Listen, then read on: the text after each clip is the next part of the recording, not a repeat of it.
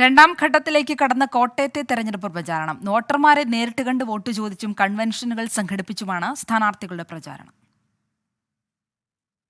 സ്ഥാനാർത്ഥി പ്രഖ്യാപനം നേരത്തെ തന്നെ പൂർത്തിയാക്കിയതുകൊണ്ട് കോട്ടയത്ത് 3 മുന്നണികളും രണ്ടാം ഘട്ട പ്രചരണത്തിലേക്ക് കടന്നു. ആദ്യഘട്ടത്തിൽ പ്രമുഖരെ കണ്ട് പിന്തുണ തേടിയ സ്ഥാനാർത്ഥികൾ രണ്ടാം ഘട്ടത്തിൽ വോട്ടർമാരോട് നേരിട്ട് വോട്ട് ചോദിക്കുന്ന തിരക്കിലാണ്. ശക്തി കേന്ദ്രങ്ങളായ നിയോജക മണ്ഡലങ്ങളിൽ വോട്ടുറപ്പിക്കുന്ന തിരക്കിലാണ് UDF സ്ഥാനാർത്ഥി ഫ്രാൻസിസ് ജോർജ്. മണ്ഡലം കൺവെൻഷനുകളും ആരംഭിച്ചു.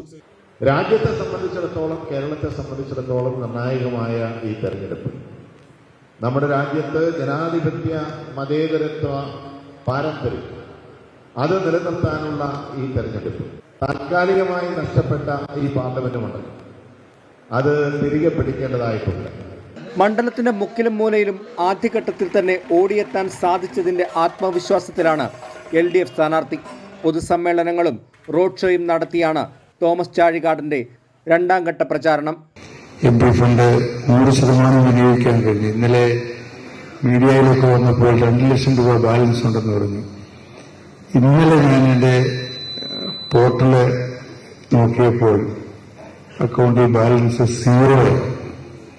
100% എന്ന് പറഞ്ഞാൽ 100% ചെലവഴിച്ച ദിവസമായിരുന്നു.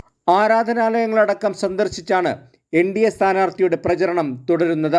വോട്ടർമാരെ നേരിട്ട് കാണുന്ന തിരക്കിലേക്ക് തുഷാർ വെള്ളാപ്പള്ളിയും കടന്നു. NDA കൺവെൻഷനുകൾക്ക് ഇന്ന് തുടക്കമാകും. 24 കോട്ടയം.